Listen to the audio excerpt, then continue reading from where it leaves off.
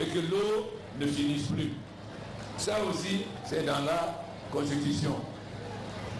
Nous avons mis aussi dans la Constitution que nous sommes pour l'unité africaine, l'unité régionale. Ça veut dire que la Guinée est prête à se fondre dans un ensemble plus large. L'Allemagne et la France ont fait 3 guerres en un siècle. 1870, 1914, 1940. Mais aujourd'hui, ils ont la même monnaie. Alors si les pays qui se sont fait 3 guerres, nous on n'a jamais fait la guerre avec le Mali, ni avec la Côte d'Ivoire, ni avec le Sénégal, pourquoi nous ne pouvons pas nous entendre et vivre ensemble, avoir la même monnaie? Mais la monnaie, c'est pour les 15 pays. L'éco, c'est pour les 15 pays, c'est-à-dire les pays anglophones, francophones et lusophones.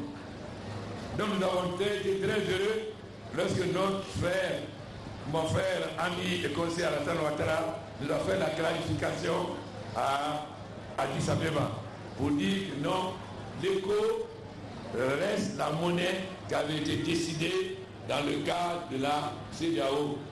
Donc, on a mal compris ce qu'il a dit. Nous avons été très contents de cette clarification. Parce que la monnaie que nous voulons, c'est la monnaie des 15 États qui soit liée à un panier de devises, pas l'euro, mais l'euro, le dollar, le yen, etc. est flexible. Si on dit liberté de circulation, mais on n'a pas la même monnaie. Si les Européens ont réussi à avoir une même monnaie, la Belgique, seule, a un PIB plus important que la plupart de nos pays, après l'Allemagne. Si nous avons réussi à avoir une même monnaie, pourquoi nous ne pouvons pas avoir une même monnaie sous-régionale et demain une monnaie africaine? J'ai dit aussi à Addis Abeba, nous devons créer une armée africaine, car les terroristes sont au Niger, ils sont au Burkina, ils sont au Mali, mais ils seront partout. Si nous laissons seulement les Burkinabés et les Nigériens se battre, demain nous serons attaqués aussi. Or, ceux qui viennent nous aider partiront un jour, il faut le être sûr.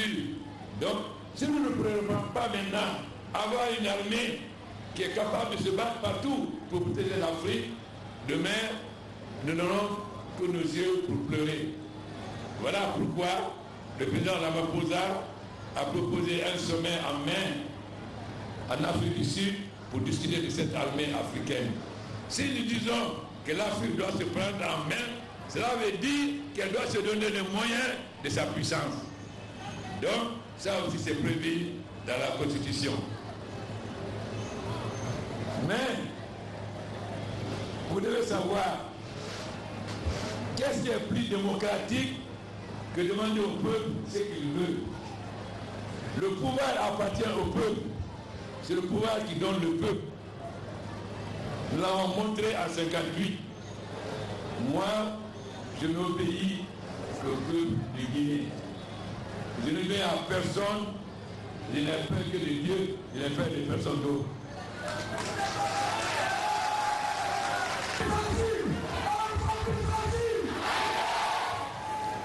Quelqu'un est mobilisé, mais la mobilisation ne suffit pas.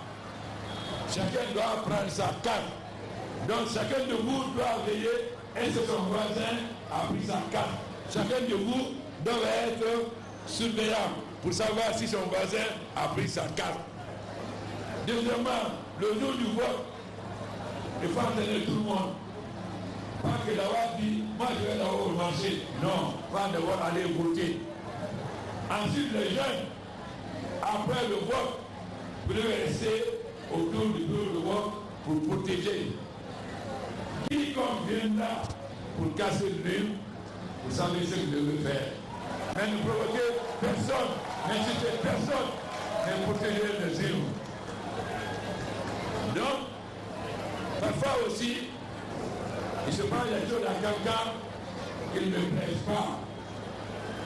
Il y a trop de rivalité entre les individus. Mais c'est pas quelques individus qui font le RPG. C'est le peuple. On vous a dit, vous êtes RPG, on ne construit pas d'école. À son âme. Vous êtes RPG, on ne construit pas d'État. À son âme.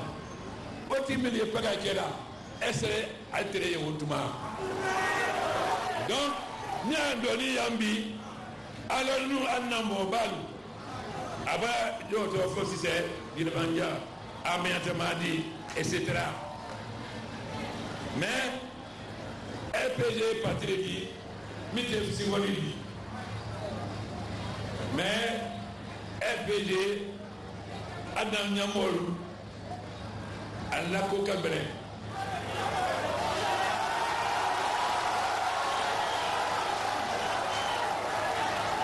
Parti de Mami Amdalai.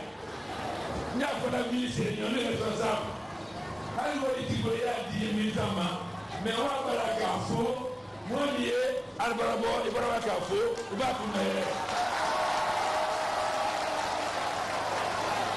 Mais, à ce moment-là, il est là.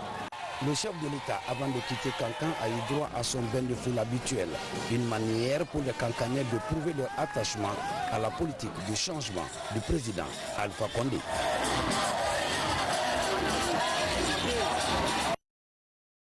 Et on revient sur l'étape de Kérouané où le chef de l'État a rencontré la notabilité avant de quitter la ville.